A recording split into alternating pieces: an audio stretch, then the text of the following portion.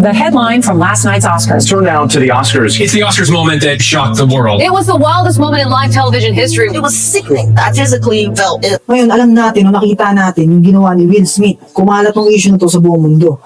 Kaya ako sanang mangialam sa mga ganitong klaseng issue. Kasi alam ko na punong-puno to ng drama. At alam ko na kahit anong sabihin ko tungkol sa ating Panginoong Jesucristo na i-connect dito ay magiging sablay sa mata o sa tenga ng maraming tao. Pero nung narinig ko tong clip na to, alam ko na, ora mismo kailangan kong gumawa ng video tungkol dito. Pero bago ko ipakita sa inyo yung clip na to, pwede bang isang tabi nyo muna lahat ng mga nararamdaman nyo o kung ano yung mga sarili nyong interpretasyon dun sa issue na yun. Tapos itanong nyo sa sarili nyo, ano yung kaugnayan nito sa akin? Paano ito nauugma sa akin? Nagalit na ba ako ng ganito kagalit dati tapos pinagsisisihan ko ng malaki? Kasi ito yung gusto kong bigyan din dito sa video na to. You know, you won your first Oscar that night, a well-deserved Oscar that night, but it is simultaneously, in many ways, not the worst. I won't say the worst because I know the life you've lived. I read the book, but it is one of the best days of your life and one of the worst days of your life. That was a horrific night. I lost it. I guess what I would say, you just never know what somebody's going through. You know, that was a rage that had been bottled for a really long time. It's all of that just bubbled up in that moment. That's not who I want to be. Ngayon, narinig mo ba yun? Ayun yung nagbigay ng dahilan kay Will Smith na magtantrum dun sa Oscars. Yung galit na hinipo niya, yung tinago niya na galit. Ngayon kung tutusin, may intindihan mo rito si Will Smith. Imaginein mo, disrespect yung asawa mo sa harap ng maraming tao. Nagpatong-patong na rin yung mga problema nila, yung insecurity ng asawa niya dahil sa nangyayaring pagkakalbo ng asawa niya dahil sa sakit. Imagine mo, buong publiko nakatutok sa buhay nila, wala na silang privacy. Yung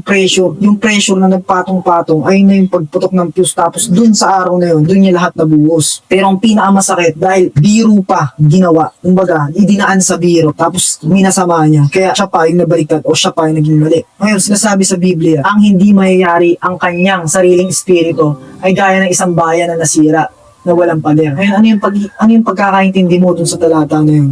Katulad ng isang bayan na walang pader, walang proteksyon, lahat pwedeng pumasok. Ayun yung kalagayan ng isang taong walang self-control. Lahat pwede kang kasagin, lahat pwedeng pumasok dun sa loob mo at makapanggigil sa'yo, makapagdala ng galit sa'yo. Ayun yung kakulangan sa self-control. Ngayon, yung gabi na yun, maaalala natin lahat ng milyon-milyon tao na hindi pinagdiriwang yung nanalo siya ng Oscars, hindi, maalala natin yun bilang pumutok yung fuse niya at nanakit siya ng isa pang tao. Ngayon dati, kapag may taong nakagawa sa akin ng masama, gusto ko rin yung instant na ganti, instant na karma na ako mismo yung gagawa. Yung revenge, gusto ko yung justice ng mabilis. Kung papanood mo yung testimony ko, dun sinasabi ko kung paano ako gumanti o paano yung mga ginagawa ko sa bawat tao na nakagawa sa akin ng kasalanan dati. Pero isang araw, nung narinig ko tong kwento sa Biblia na tungkol kay Jonah, at yung ginawa ng Panginoon na paghihilom sa kanya, sa sugat niya. At ito yung nagpahilom sa anger issue na yun. Ito yung nagpahilom, itong kwento na to. Ngayon siguro familiar ka na dito sa kwento ni Jonah. Sinabihan siya ng Diyos na mag-preach siya sa Nineveh. Ngayon itong Nineveh na to, punong-puno to ng mga masasamang tao na tipong kapag hindi ka nila nagustuhan o pagkaaway ka nila, babalatan ka nila ng buhay. Ganun sila kaalala. Ngayon, ang ginawa ni Jonah, imbis na mag-preach doon, naglayag siya papuntang Tarshish. Mamaya, malalaman mo kung bakit niya ginawa to. Bakit ito yung naging desisyon niya. Pero ito yung sasabihin ko sa'yo. Siguro ang iniisip mo dahil natatakot siya o kaduwalan. Pero may isa pang dahilan. Nung papunta na sila o naglalayag na sila papunta doon sa Tarshish, pero siya mga kasama, nagpadala yung Diyos ng isang bagyo para paalahanan siya na, mali yung ginagawa mo. Ngayon tataka yung mga kasama ni Jonah, bakit ang lakas ng bagyo? Umamin ngayon si Jonah na, hindi dahil sa akin yan kasi dinisobey ko yung Diyos na hindi ko siya sinunod. Ngayon nagalit sa kanya, yung mga kasama niya, itinapon siya sa dagat para tumigil yung bagyo. Ngayon yung pagtapon niya sa dagat, may nakaabang na malaking isda yung Diyos doon. Nilunok siya nila ng buo. Ngayon ang nangyari, yung 3 araw siyang nandun sa loob ng isda, nanalangin siya doon, ayun yung oras nilang dalawa ng Diyos. At nang pagtapos ng 3 araw, handa na siya, alam niya na kung ano yung dapat niyang gawin, handa na siyang mag-preach, ninuwa siya ng isda doon sa pangpang. Tapos nung nag-preach siya, sobrang naantig yung mga tao doon sa Nineveh sa kanya. Sinabi, oo nga, tama to, sige, magaling tayo rito. At alam mo kung ilan yung nasave? 120,000 na souls ang nasave niya. Pero pagkatapos ng pangyayari na to, tila parang hindi siya masaya. Parang may kulang o parang galit si Jonah. Tinanong siya ngayon ng Diyos, anong kinakagalit mo, Jonah? Ngayon ito yung sinabi niya. Ngayon umakyat siya sa isang burol. Tinignan niya kung ano yung mga nangyari dun sa mga pinag-preachan niya o pinangaralan niya ng mga naging tao ng Diyos. Ayun niya, tinanong si Jonah, bakit ka nagagalit? Ngayon ito yung naging sagot niya. Panginoon, hindi ba't ito ang aking inutos nang ako'y nasa aking bansa? Kaya tumakas ako patungong Tarshish sapagkat alam kong ikaw ay Diyos na mapagmahal, mahabagin, mabagal sa galit, sagana sa kagandahang loob, at nagmamahal, napatawarin. Alam mo yung sinabi ko sa kanya na isa pang dahilan kung bakit doon siya pumunta sa Tarshish at ayaw niyang pangaralan o preachyan yung mga tao na yun. Hindi lang dahil sa takot. Dahil alam niya, napapatawarin yun ng Diyos. At alam niya na kahit gaano sila kasama, kahit babalat sila ng tao ng buhay, ayaw niyang gawin yun sa kanila ng Diyos. Gusto niya maparusahan sila dahil nga sa ginagawa nila. Ngayon, nung narinig ko tong kwento na to, naintindihan ko yung galit. Diba? Ang galit, hindi siya tungkol sa tao. Tungkol siya sa Diyos. Kung mauunawaan mo yung kwento ni Jonah, naiintindihan niya yung galit ng Diyos. Pero ang hindi niya maunawaan ay yung awa ng Diyos. Na kung bakit, kabila ng mga kasalanan na ginawa ng mga tao dun sa Nineveh na yun, handa, pinapadala pa rin siya doon. Gusto pa rin ng Diyos na mag-preach siya doon. Bakit ganun siya ka? Pero naiintindihan niya na yung tipong pinadalan nga sila ng bagyo na sinabi niya mismo sa mga kasama niya, dahil sa akin to, judgment to ng Diyos, hatol to ng Diyos. Naiintindihan niya yung galit ng Diyos. Pero ang hindi niya maintindihan yung awa ng Diyos. Kung bakit ganun yung gusto mangyari ng Diyos na kahit makasalanan masyado ng mga tao na yun, ayun yung mga parusahan. Bakit siya pa? Diba? Isipin mo, tinapon siya sa dagat. Kinain siya ng malaking isda. Kaya sinabi ko kanina na ang galit ay tungkol sa Diyos. Kasi alam mo ba na sa tuwing naiinis o nagagalit tayo sa ibang tao, parang pinapalitan natin yung pwesto ng Diyos. Parang tayong na kung tutusin, wala tayong karapatan na magalit. Dapat sa Diyos lang yung galit. Kasi tayo yung nagiging judge, tayo yung kumahatol dun sa kakulangan o sa actions ng isang tao. Isipin mo, example natin uli yung kay Will Smith. Dun sa actions ng isang tao na yun, nagalit siya. Siya yung kumuha ng justice para sa sarili niya. Ang tutusin na yung Diyos yung dapat kukuha nun. Bakit hindi ang kunin natin yung awa ng Diyos? Yung disposition niya na yun para sa tao. Yung kagalakan, yung pagtsatsaga ng Diyos. Bakit yung hindi natin kunin na kung nagtyaga lang si Will Smith, napagpasensyahan yung tao na yun, hindi mangyayari yung bagay na yun. Bakit hindi yun yung kunin natin sa Diyos? Na yun yung karakteristik na kunin natin sa Diyos. Bakit yung galit yung kinukuha natin? At i-extend natin to sa lahat ng tao na makakasalumuha natin sa buhay natin. Imagine mo kung lahat ng tao, ito yung kunin na karakteristik ng Diyos. Diba? Pero kapag nasaktan tayo, gusto natin agad-agad gaganti tayo, makakahanap agad tayo, makakuha agad tayo ng katarungan. Diba? Bakit hindi natin subukang magtiis? Kung tutusin, sinasaktan natin araw-araw ang Diyos sa mga kasalanan ginagawa natin, naging grieve yung Holy Spirit. Pero yung pagtsatsaga at pagtitiis nga sa atin, sobra-sobra. Ngayon, gusto kong sabihin sa inyo, na kapag natanggap natin na kapag may nakagawa sa atin ng kasalanan, matitiis natin to, o makakahanap tayo ng kasiyahan dito dahil sasabihin natin, tinuturuan o tinitest ako ng Panginoon na maging katulad pa ng Jesucristo. Ngayon, kapag nakahanap tayo ng kapayapaan dun sa pangyayari na yun, mas lalo kanyang papalakasin. Ngayon, pero ito yung sasabihin ko sa inyo. Di laging masama na magalit. Mayroong mga tinatawag na matuwid na galit. Na tipong ipapahiya yung pangalan ng nanay mo. Diba? Anong gagawin mo? Naalala ko dati, may nakaaway ako na kaibigan ko dahil sa pagdidisrespect niya sa nanay ko. Ngayon, ito yung tatanong ko sa inyo. Alam ko, na ganun din yung gagawin nyo. Ganun din yung mga mararamdaman nyo kapag ginawa yun sa inyo. Pero, alam ko gusto mo ng katarungan, gusto mo magalit, di ba? Magagalit ka. Pero paano pagka naririnig mo na yung pangalan ng Diyos o pangalan ng Panginoong Jesucristo yung nilalapastangan sa harap mo sa social media o sa kahit saang bagay? Parang wala kang nararamdaman. Kung tutusin, kailangan parang mas makabahala nga sa atin to. Sinabi sa Biblia, kung sino man ang nagmamahal sa magulang ng higit sa akin, hindi karapat dapat sa akin. At kung sino man ang nagmamahal sa anak ng higit sa akin, hindi karapat dapat sa akin. Pero pag may nagalit sa nanay natin o anak natin, nagre-react tayo ng outburst. Pero pagka Panginoong Jesucristo yung ginawang joke, bakit hinahahapa natin o nagko-comment pa tayo ng mas nakakatawa? Ayun yung isipin mo. Ito pa, yung isa sinasabi sa Biblia, hindi natin dapat ilagay sa kamay natin yung sariling batas. Basahin mo tong talata na to.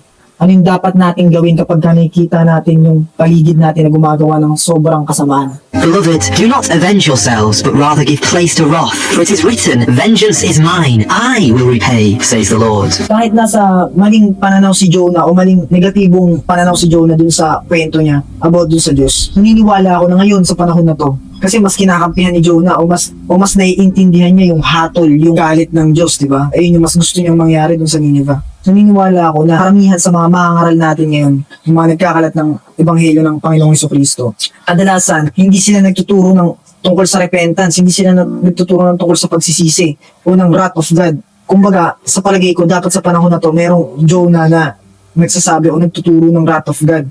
Kasi kung hindi tayo magbabago sa ating mga kasalanan, mapupunta tayo sa impyerno. Ngayon, ang mamangaral, palaging grasya ng Diyos, awa ng Diyos, grace ng Diyos lagi ang tinuturo, pero nawawala yung paghahatol ng Diyos. Alam mo ba na noong 2010, may mga pagtatalo o nangyaring argumento sa kantanak na in Christ alone. Noong 2010 sa Presbyterian Church sa USA, gusto nilang isama itong kantanat sa hymnaryo nila, sa hymn, kumbaga papatugtugin sa mas nila. Pero may gusto silang baguhin dun sa kanta, may isa silang tanggalin na praise at baguhin, isang linya. Hindi nila gusto yung isang linya na to, na nagsasabi, hanggang sa krus habang namatay si Jesus, natugunan ang galit ng Diyos. Sinabi nila, hindi namin gusto yung message na to. Hindi namin gusto yung usapin na tungkol sa galit. Baguhin na lang natin yung linya sa ganito. Salit, sabihin, hanggang sa krus habang namatay si Jesus, lumaki ang pagmamahal ng Diyos. Ngayon, lumapit sila dun sa dalawang manunulat nun o yung writer ng kanta na yun para magpaalam na baguhin nga yung praise na yun at gamitin yung kanta nila dun sa church nila na si Kate Getty at Stewart Townsend. Ngayon, anong sa palagay mo yung naging tugon ng dalawang writer dun sa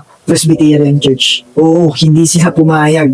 Hindi namin papayagan na baguhin yung tanggalin nyo yung wrath of God, hindi. Yung galit ng Diyos, nandiyan yan. Pero ito, baka hindi ka sumang-ayon sa akin dito. Pero ako personal na pananaw ko, sa palagay ko, nagpapasalamat ako sa dalawang to kasi talagang nanindigan sila, tumayo talaga sila ng matibay. Ito yung mga kailangan natin. Meron silang Jonah na spirit. Diba? Hindi natin dapat isang tabi to, hindi natin dapat baliwalain to. Kasi hindi natin mauunawaan yung pagmamahal ng Diyos kung hindi natin maiintindihan yung galit ng Diyos. Kumbaga hindi tayo magkakaroon ng divine fear, ng holy fear. Hindi natin naiintindihan yung wrath of God.